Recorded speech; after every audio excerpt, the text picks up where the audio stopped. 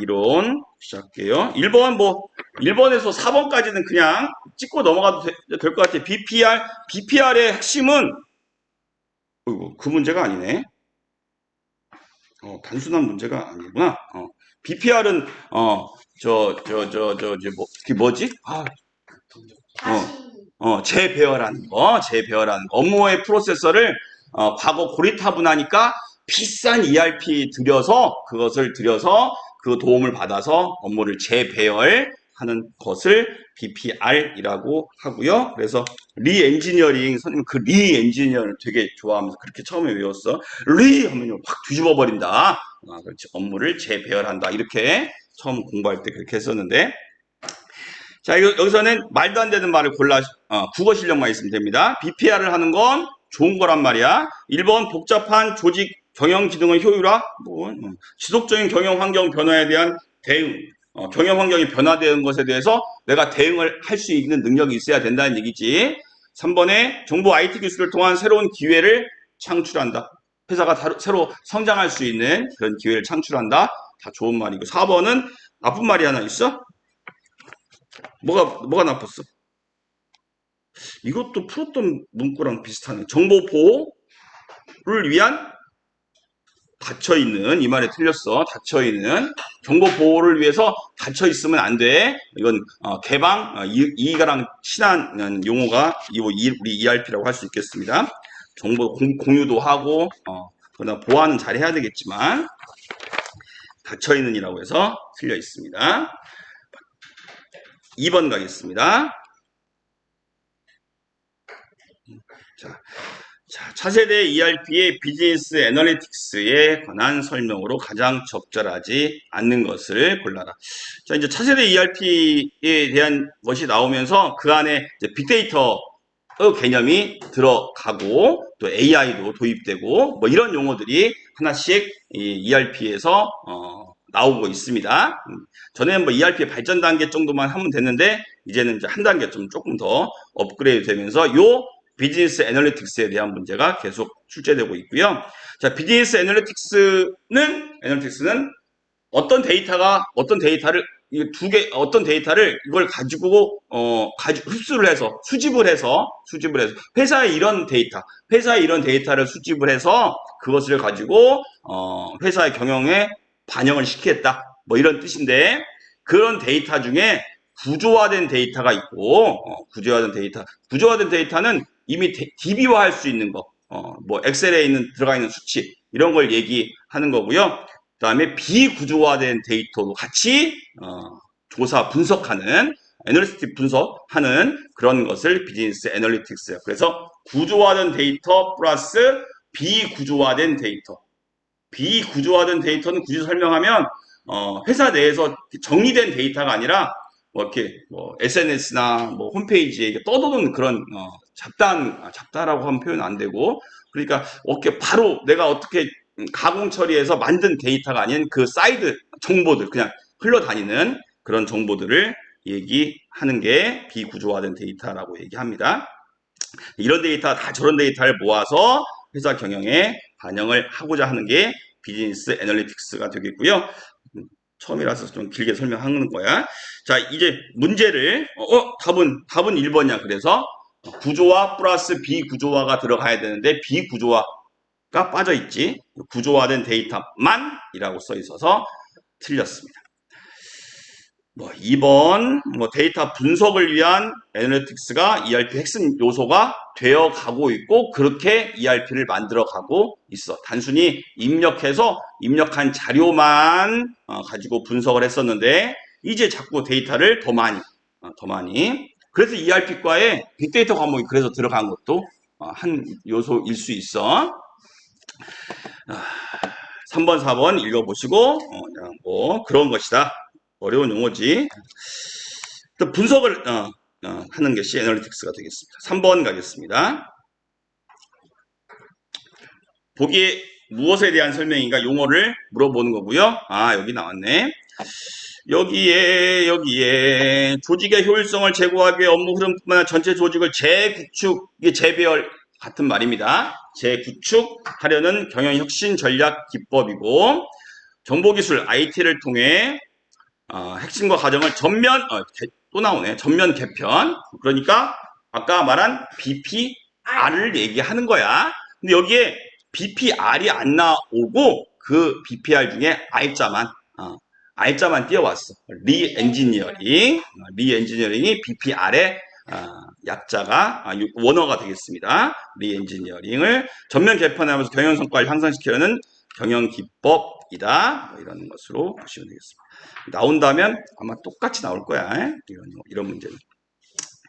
4번 가겠습니다. 4번은 이 비즈니스 지원 시스템이라고 비즈니스를 전자적으로 아니 전자상거래 개념으로 그렇게 생각하면 돼.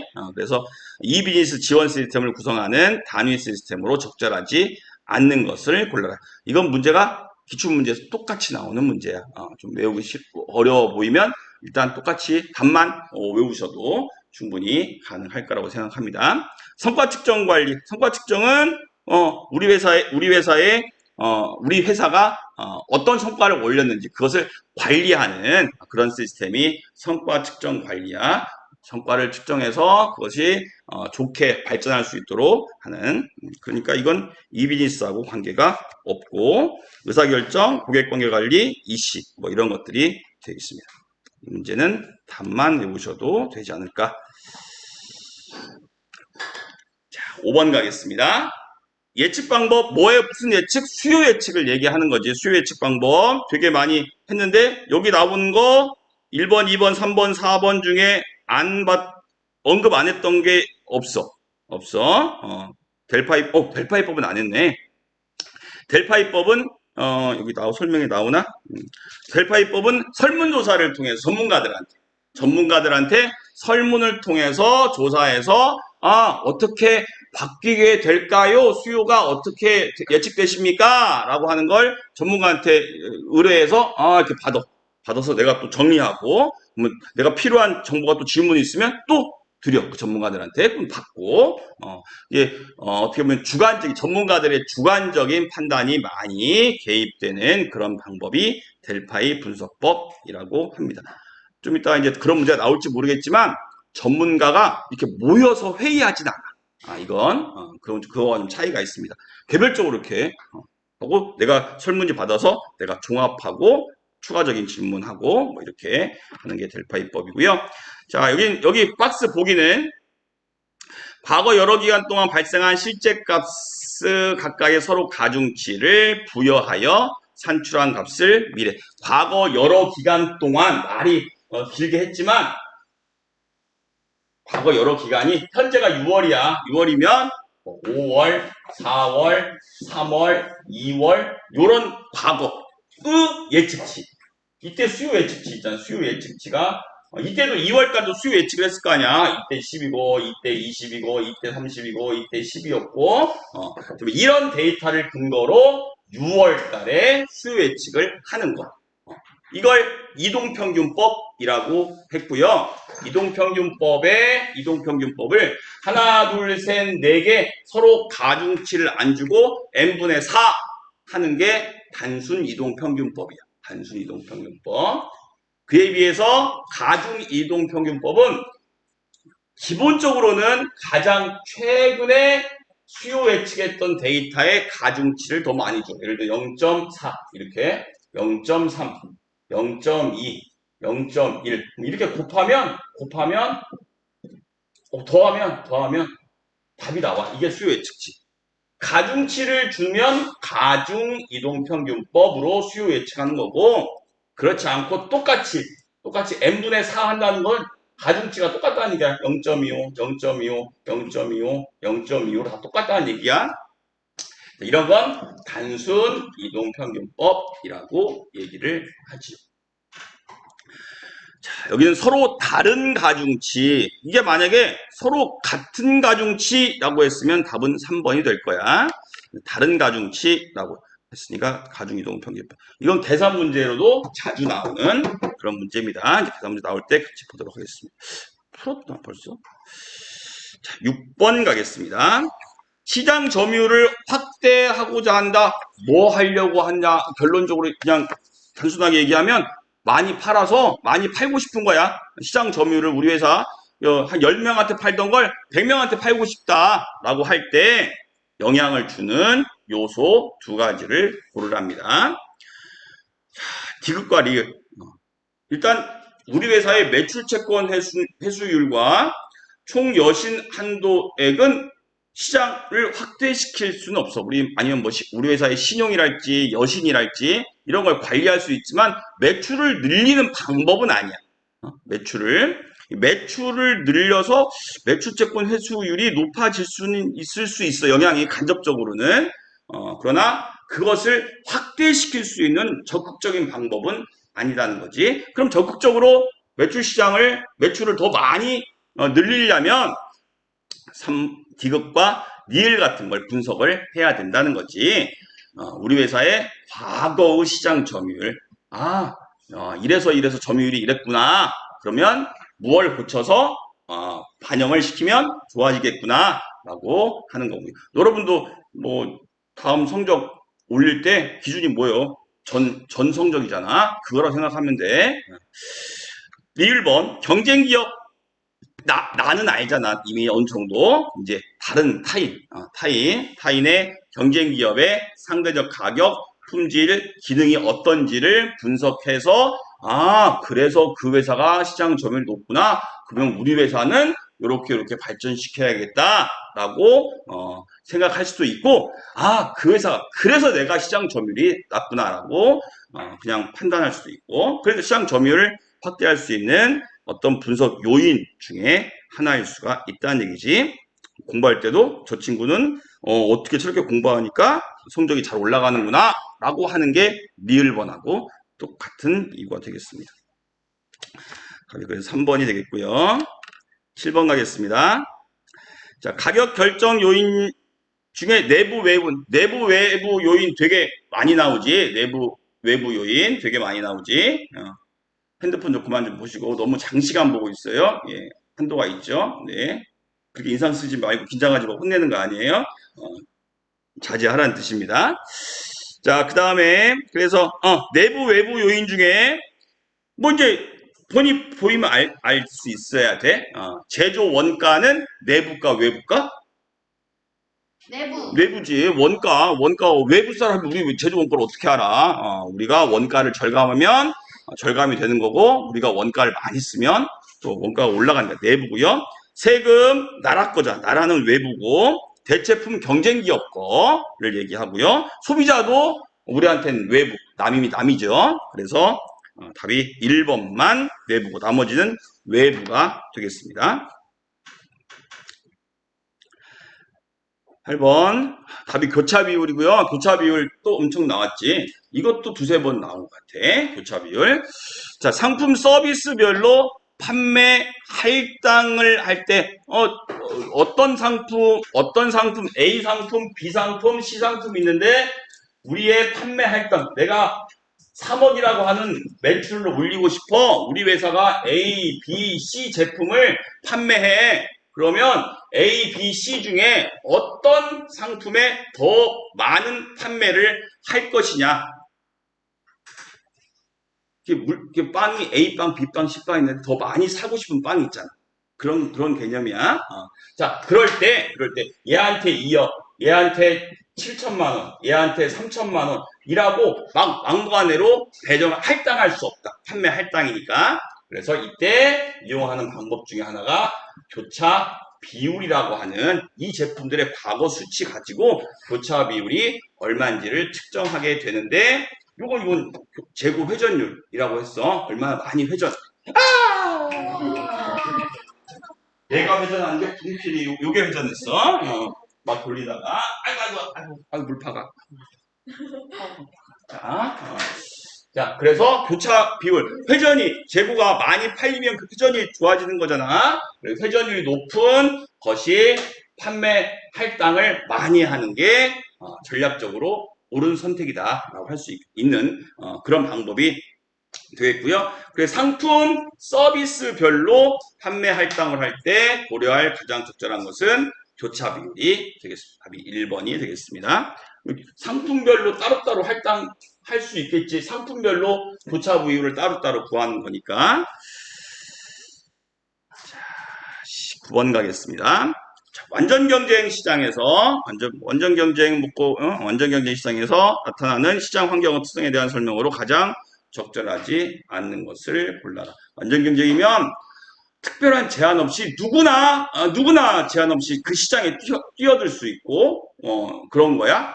뭐 일반적인 그 음식점 뭐 이런 것들은 뭐 그냥 세무서에 사업자 등록만 딱 내면 바로 그냥 할 수 없어. 그런데 제한 거는 게 뭘까? 승인을 받아야 되는. 뭐 의사, 병원을 한다거나 뭐 이런 건 제한이 걸릴 수 있고 독극물을 취급한다거나 뭐 이런 거 가스업을 한다거나 주유소를 한다거나 그렇지 주유소도 안 될 거야. 아니 그 지역 제한이 있지.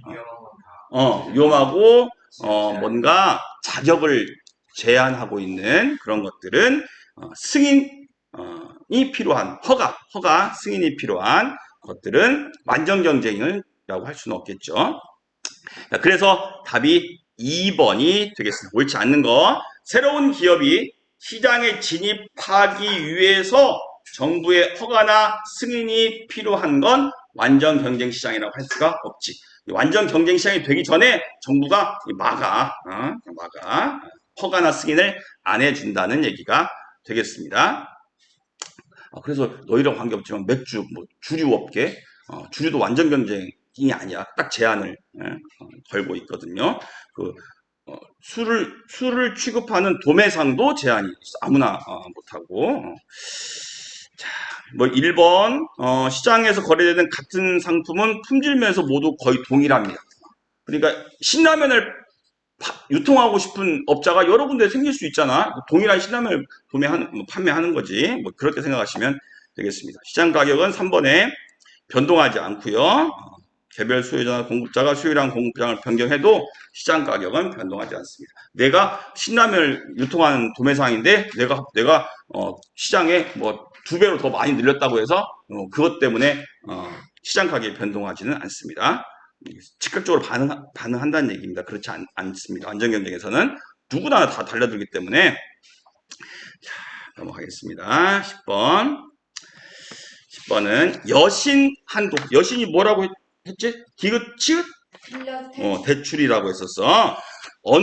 대부분 이제 어떤 특정 우리 회사의 여신 한도, 즉 외상으로 물건을 팔 수 있는 총 한도를 여신이라고 얘기하는데, 이걸 우리 회사 총 합무 여신도 문제가 나오고, 주로 많이 나온 것은 내 거래처 별 여신. 이게 더 많이 나오지.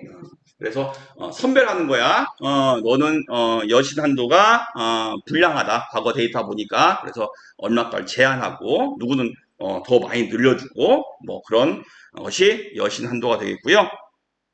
자, 여기서는 아마 우리 회사의 요 위에 우리 회사의 총합을 얘기하는 것 같습니다. 얘기하는 겁니다.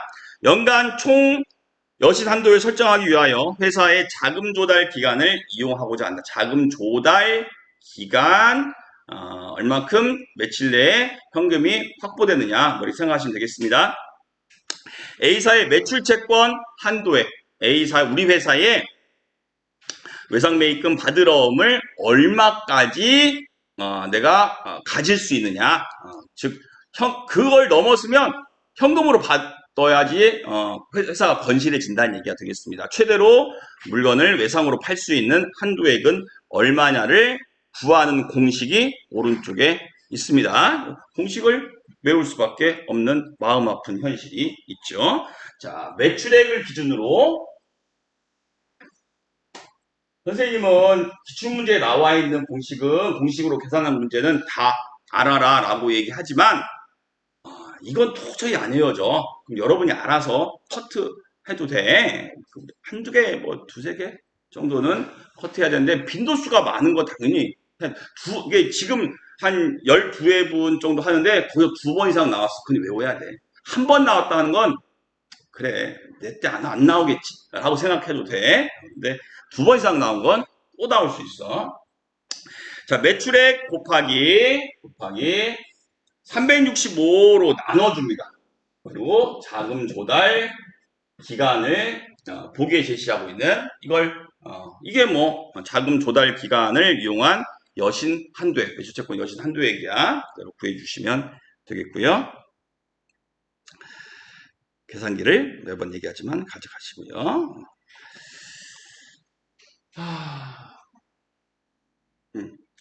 11번 가겠습니다. 공급망 관리의 경쟁 능력 4가지. 기억이 안 나. 이거 했는가 안 했는지.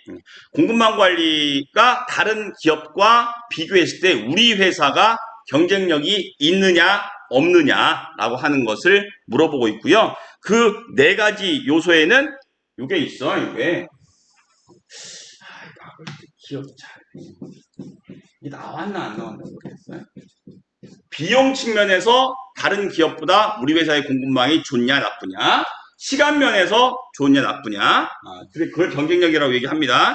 그 다음에 품질 면에서, 유연성 면에서 각각 하부 내용들이 나옵니다. 요걸 알아야 돼. 요걸. 그래서 비용 측면에서 적합한 거, 적합하지 않은 거, 뭐 이런 걸 물어보는데 이것도 외우려면 머리 깨지지. 이렇게 많으니까 공식만 외워도 아픈데. 자, 일단 시간에 대해서 보기 보고 키워드를 잡아 가봅시다. 자, 1번에 신속이 4가지 중에 뭐에 속할 것 같아? 신속하면 우리 회사의 공급망은 신속하다. 이게 장점이란 말이야. 4가지 중에 뭐 제일 어울려? 시간이잖아. 시간이 외우기 제일 쉬워. 연관성 찾기도 제일 쉽고. 2번 경쟁사보다 뭐하게? 빠르게니까 시간이잖아. 그 단어만 알면 이건 시간이라는 것을 잡을 수 있다는 거야. 3번 적은 자원으로 제품이나 서비스를 창출할 수 있는 적은 자원. 돈을 조금 들여서 그 뜻이야. 그래서 남들보다 돈을 조금 들여서 내가 좋은 제품을 개발할 수 있다. 그것은 비용에 속하네. 비용에. 국어 실력이 있으면 돼. 자, 그 다음에 4번 아예 문구에 시간이 있어. 고객이 원하는 시간에 제품을 정확하게 인도할 수 있는. 고객이 원하는 시간으로 연결시키면 됩니다. 수업하다 보면 요령만 늘게 되는데 뭐 그렇게 마무리합시다. 자, 12번 하겠습니다. 자, 공급망 운영 참고 모델. 우리 회사의 공급망을 안착시키고 정착시키고 뭔가 도입을 할 때 요런 순서대로 ERP를 도입할 때는 어떤 순서였지? ERP를 도입하고 구축할 때 이거였잖아.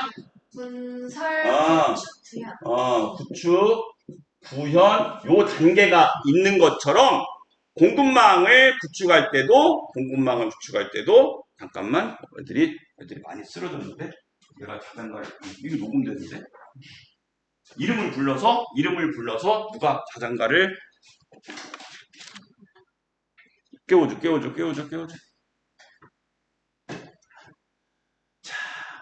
이 4단계가 있는 것처럼 이건 ERP 구축 단계잖아. 자, 지금 12번은 화장실 가서요. 예. 공급망 운영 참고 모델의 구축 단계라고 생각하시면 되고요. 이거 분석 설계 구축 구현처럼 처음에는 아까 왜 구매 관리의 그 영역 기능 나올 때도 구매 전략부터 시작하는 것처럼 두리뭉실한 거, 넓은 범위의 기초 자료를 수집하고 그 다음에 실행을 하고 이렇게 순서가 가는 것을 상상하면서 이걸 보시면 이거 들어갈 것을 외우는데 좀 도움이 될 것 같아. 자, 처음에 우리 회사 공급망을 구축하려고 해 계획을 세웁니다. 기본적으로 하지. 그 다음에 조달은 사오는 걸 얘기합니다. 사오는 거. 사와서 그 다음에 만듭니다. 만드는 거. 만들었으면 완성됐겠지? 그 다음에는 배송이 그 다음이야. 배송. 그냥 내가 물건을 사왔을 때 프로세서랑 쭉 뭐 거의 연결시킬 수 있잖아. 순서. 그래. 자, 계획, 조달, 만들어서 그 다음에 기업에서는 그걸 배송하고요. 또 배송하면서 불량품이 났다 하면 나한테 반송, 다시 되돌려오는 반품 절차가 이루어질 수가 있겠습니다. 자, 그러면 이제 내 공급망에서 할 수 있는 건 끝나는 거야. 자, 어떻게 배송, 공급을 해드릴까라고 하는 것에 계획을 수립하고, 그 다음에 물건을 가져옵니다. 외부에서 사오는 거죠. 사와서 그걸 가지고 내가 만들고요. 만들어서 그것을 고객한테 배송하고, 다시 반품받고. 이때 다 공급망이 이렇게 쭉 연결된다라고 생각하시면 되겠고요. 자, 기억번에 들어갈 것은 그래서 배송이 되겠어. 배송에 관련된 용어가 3번이 되겠고요. 주문을 입력하고 완성된 재화를 제공하는 프로세서. 자, 13번 가겠습니다. 13번은 재고 회전율을 공식을 또 외워야 되고요. 재고 회전율이 5회일 때 공식에 들어가는 연간 총 판매량이 있어. 이건 두 번째 선생님 생각은 두 번째 나오는 얘기인 것 같고요. 자, 재고 회전율은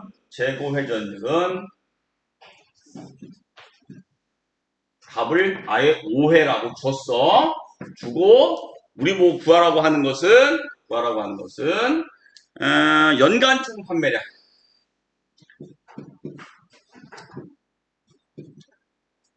재고 회전율을 구할 때 연간 총 판매량을 평균 재고량으로 구하거든. 평균 재고량으로. 평균 재고량을 어떻게 구한다? 기초와 기말을 더하고 그걸 나누기 2에서 구한다 라고 했던 공식이었어. 그래서 이 공식에 숫자를 집어넣어서 역으로 이걸 구하시면 되겠죠. 평균 재고량이 600에 400을 합치면 1000이고요. 1000을 2로 나누면 이게 500이 되겠네. 자, 무엇을 500으로 나누면 5가 나올까요? 네. 무엇을 500으로 나누면, 그러니까 500 곱하기 5 하면 되지. 그 정도 할 수 있잖아. 5는 x 500. 그럼 x는 500 곱하기 5. 너무 너희들보다 낮은 수준의 산수를 해서 미안해. 500 곱하기 5 하니까 답이 4번이 되겠습니다. 2,500이 연간 총 판매량으로 구할 수 있고. 자, 14번 가겠습니다. 14번에. 자, 재고자산 평가 방법. 회계니까, 알 수 있겠지.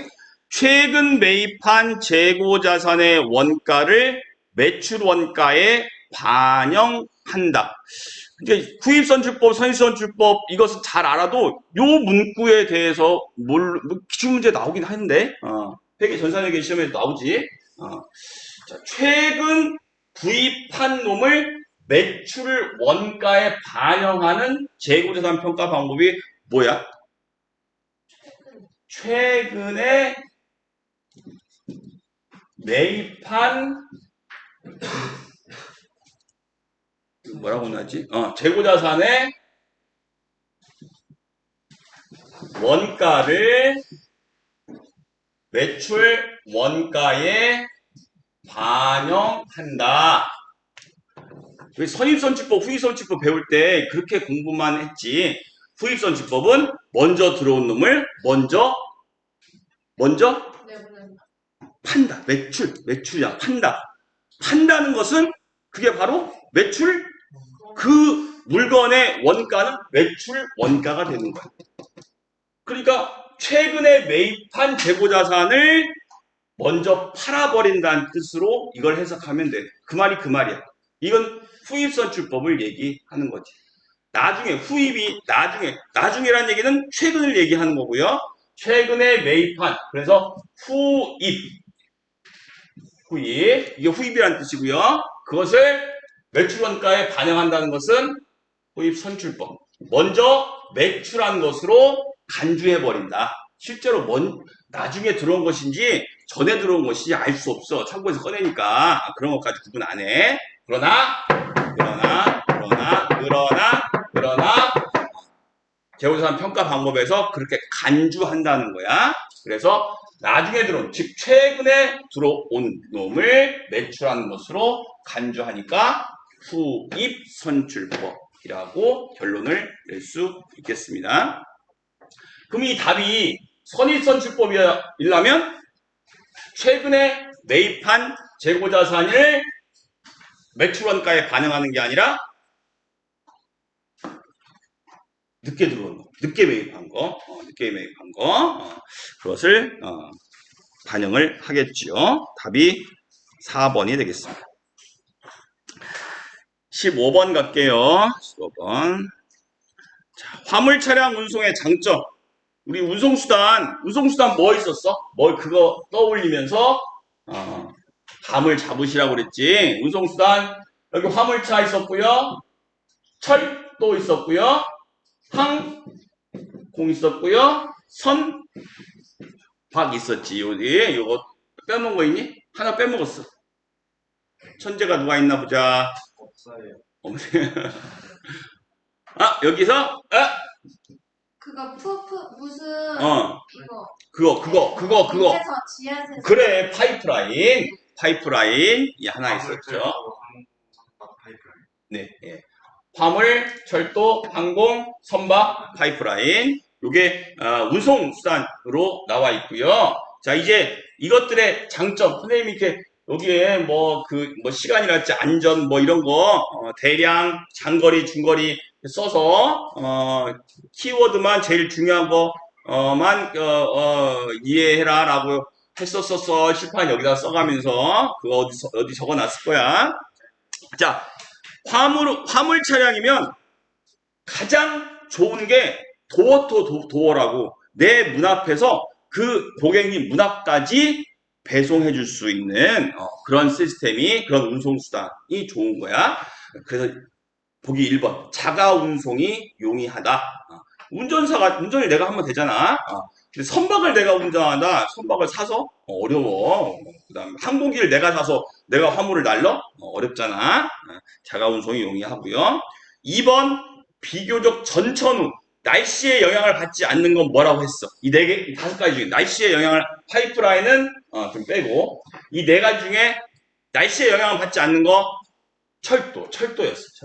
철도. 비가 오나 근데 네가 그랬네. 철도도 뭐 눈이 쌓이면 뜨거운 열기에 철도가 늘어난다라고 했었을 때야. 그때 근데 그런 생각을 한번 가지면 정말 계속 그것이 머리 뇌리가 바뀌어서 문제가 심각해져. 근데 철도는 쇠야. 미끄럽지도 않고 늘어나지도 않고 그렇습니다. 중량에 대한 제한이 거의 없다. 중량 제한을 가장 많이 해봐. 선박은 엄청나게 많이 실을 수 있죠. 그다음에 철도도 굳이 요 2개 중에 물건을 많이 실을 수 있는 것은 철도가 더 훨씬. 항공은 비싸 실는데, 그래서 대량 운송에 적합하지 않습니다. 장거리는 이 4개 중에 장거리가 가장 적합한 건 선박이 장거리에 싸니까 많이 싣고 멀리 가잖아. 그 다음은 이제 항공이. 제일 단거리는? 단거리요? 제일 단거리. 화물차가 미국 갈 수는 없잖아. 지가 혼자서 쭉 날아갈 수는 없잖아. 근데 선박은 멀리 갈 수 있지. 비행기도 멀리 갈 수 있고요. 자, 16번 가겠습니다. 16번. 자, 창고관리 시 유의해야 할 사항으로 가장 적절하지 않은 것. 아까는 창고 배치 나왔었던 거지. 물품 배치하는 거. 근데 이건 창고 관리가 되겠습니다. 이것도 상식적으로 여러분 방 정리하는 거 생각하면 좋을 것 같아. 사물함 정리하는 거라고 생각하면 좋을 것 같습니다. 여러분 책상에 집어넣을 게 있고, 여러분 사물함에 집어넣을 게 있고, 사물함에도 아랫단에 집어넣을 거, 윗단에 집어넣을 거 생각하면 정리하겠지. 그 정도는 되지. 네, 읽어보겠습니다. 출고가 잦은 출고장 또는 출고가 잦은 자재는 그 창고의 출입구에서 먼 데 두는 게 좋아? 가까운 데 두는 게 좋아? 내가 자주 쓰는 거야. 이렇게 가까운 데 두는 게 좋잖아. 상식선에서 충분히 문제가 맞는 얘기입니다. 가까운 장소에 보관한다. 동그라미 2번. 유효일이 있는 가변성 자재. 이게 유통기간이 있는, 우유 생각하면 돼. 유통기간이 있는, 날짜가 지나면 얘는 폐기해야 되는 것을 얘기합니다.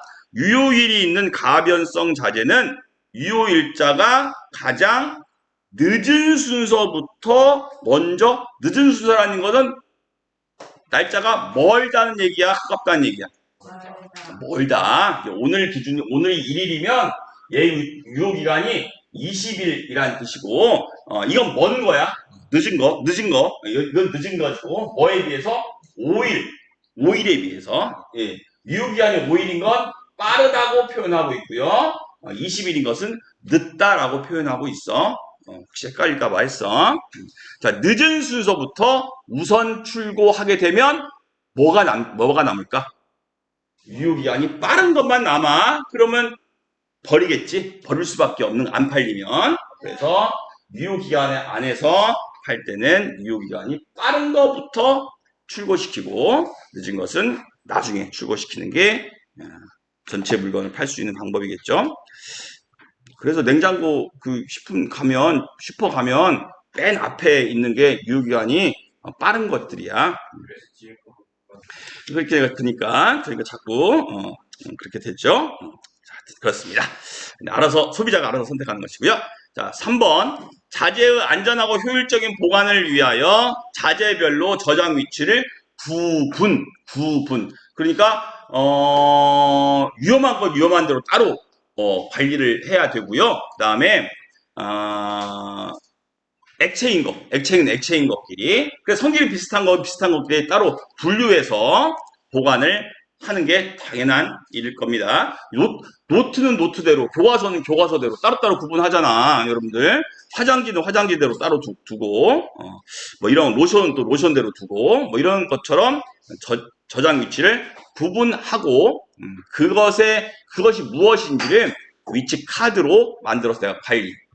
A-1 구역에는 뭐가 있고 A-2 구역에는 뭐가 있다는 것을 위치 카드를 이용해서 내가 정리해서 관리해야지 빨리 찾을 수가 있겠지. 4번에 창고 공간의 효율성과 시소간 입출고를 위하여 운반 수단과 방법을 개선하고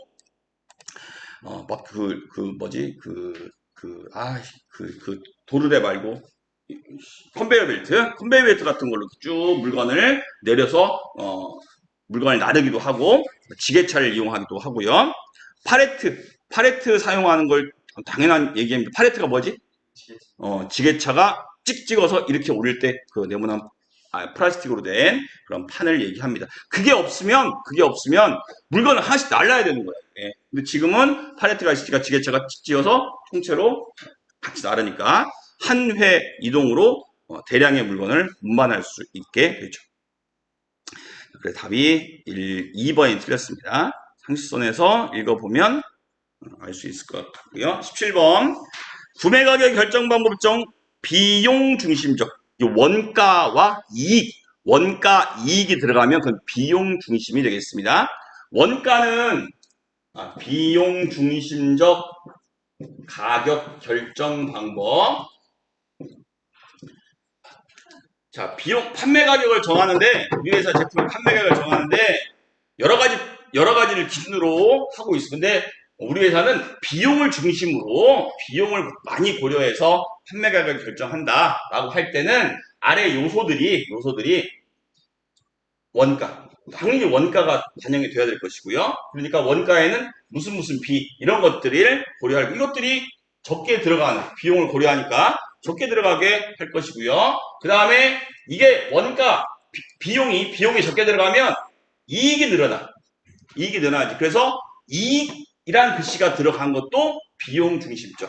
비용을 고려해서 가격을 결정했기 때문에 이익이라고 하는 이익률, 무슨 이익률, 이것도 비용 중심적으로 연결시킬 수 있고, 무슨 원가가 들어간 거, 당연히 비용 중심적 가격 결정 요소 중에 하나인 거고요.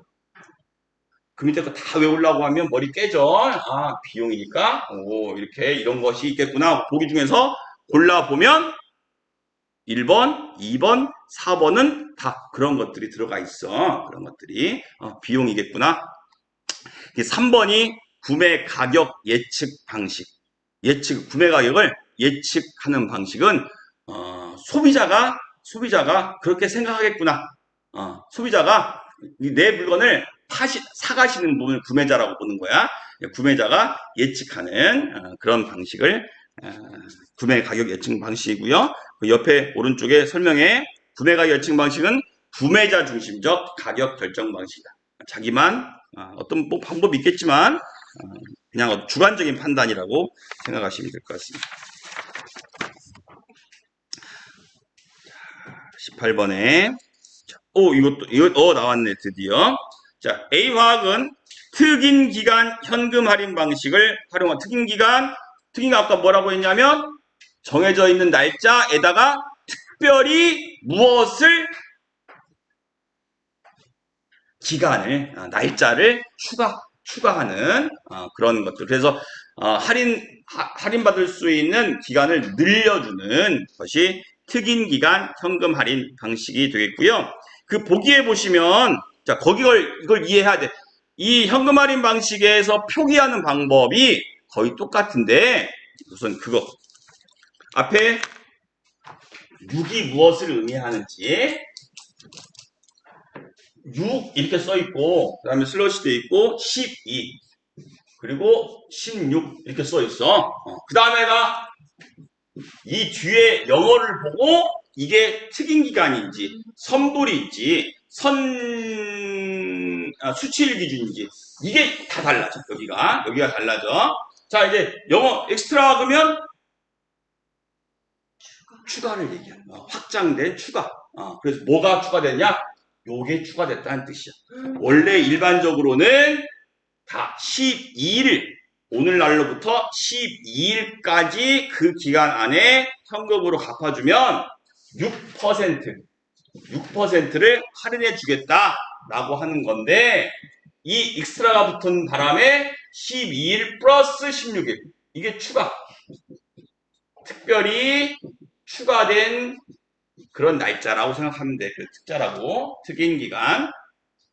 그래서 어떻게 보면 오늘 거래일부터 28일이 되는 거지. 28일. 이걸 뭐 날짜로 계산하는 문제도 옛날에 나오고 그랬는데 지금은 나온지 모르겠다. 자,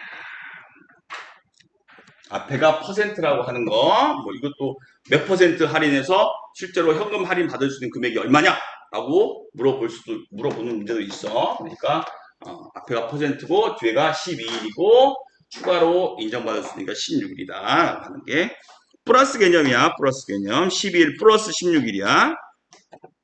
19번 가겠습니다. 자, 원가가 원가의 종류가 1번, 2번, 4번이 원가의 종류야. 실제 원가, 예정 원가, 표준 원가. 그래서 그 오른쪽에 설명 나와 있지. 다 알아야 돼. 자, 실제 원가는 써 있지. 실제로 물건을 제조해서 실제로 들어간 돈. 실제로 들어간 돈이니까 실제 물건을 만들어야지 알 수 있지. 원가가 얼마큼 들어갔는지. 그래서 실제 원가를 사후적 원가라고 해요. 물건을 만든 이후에나 원가가 얼마인지를 알 수 있다라고 하는 것이고요. 그 다음에 예정 원가. 말 그대로 예정된 원가야. 내가 미리 추측해 보는 거지. 추측해 보는 이걸 사전적 원가라고 얘기를 합니다. 자, 제조 작업 개시 전에 과거의 경험을 기초로 해서 요 정도 원가가 들어가겠지라고 추측하는 그런 걸 예정 원가라고 하고요. 자, 표준 원가는 아주 키워드가 정해져 있어. 표준. 이 표준 원가는 그 문구 중에 설명한 문구 중에 뭐가 키워드일 것 같아? 15원요? 그렇지. 이상적인 환경 하에서 얼마가 들어가는지를 미리 추측을 해. 미리. 근데 이상적이라는 것은 불량률도 안 나오고 정상적인 작업 환경에서 숙련공까지는 선생님 잘 자신 없다. 하여튼 뭐 이렇게 어떤 에러 없이 쭉 잘 만들어졌을 때 얼마큼 드는지를 미리 책정하는 그런 것을 표준원가라고 합니다. 이런 표준원가는 예정원가나 거의 유사한데 예정원가는 그때마다 추측을 할 수 있어. 근데 표준원가는 이미 통일돼 있어. 그냥 통일돼 있어. 하여튼 이상적인 제조활동으로 인한 원가 그러면 표준원가. 네, 그런 말이 안 들어간 미리 추측한다 하는 것은 예정원가. 그 다음에 완성된 후에 실제로 들어간 거를 하는 것은 실제원가. 이렇게 구분하시면 되겠습니다. 20번 하겠습니다. 자, 공급업체 선정하는 방식 이것도 했던 거지. 그 중에 수의계약 방식에 대해서는 설명만 했었어. 근데 그게 문제로 나온 겁니다. 수의계약 방식은 한 업체 내가 너한테 물건을 살게 라고 업체를 딱 하나만 지정하는 거야. 경쟁을 시켜서 좀 더 낮은 가격으로 사는 게 맞지. 근데 너 나한테 해! 라고 하는 것은 정말 특혜라고 할 수 있는 거야. 그런데 이런 특혜를 허락하는 경우가 있다는 거지. 그것이 가능한 경우. 가능한 경우가 어떤 경우냐? 기역, 니은, 디귿, 리을 중에 골라봐라. 라는 뜻이야. 답은 4번이라서 기역, 니은, 디귿, 리을은 이런 경우, 그런 경우에 해당되면 수의 계약을 해도 된다라고 되어 있어. 그래서 구입금액이 소액인 경우, 소액 기준이 얼마인지는 모르겠어, 선생님이. 나한테는 10원도 소액이고 100원도 소액이지만 너희들한테는 만원은 언제 거금이지? 상상도 할 수 없는 거금입니다. 만원 손이 벌벌 떨립니다. 자, 니은번 구매 품목을 제조하는 공급자가 한 사람밖에 없어. 그 물건을 만드는 사람이 한 사람밖에 없다. 당연히 수의계약 할 수밖에 없겠지. 그다음에 경쟁자가 없는 경우, 내 구매 조건을 합당하게 이행할 수 있는 경쟁자가 없는 경우에 유일하다는 거고요. 리을번 경쟁 입찰을 할 수 없는 특별한 상황인 경우, 특수한 사정이 어떤 경우인지 모르겠지만, 하여튼 경쟁 입찰을 할 수 없는 그런 환경인 경우에는 수의계약으로 할 수 있도록 해라라고 하는 게 수의계약 방식에서의 조건이 되겠습니다.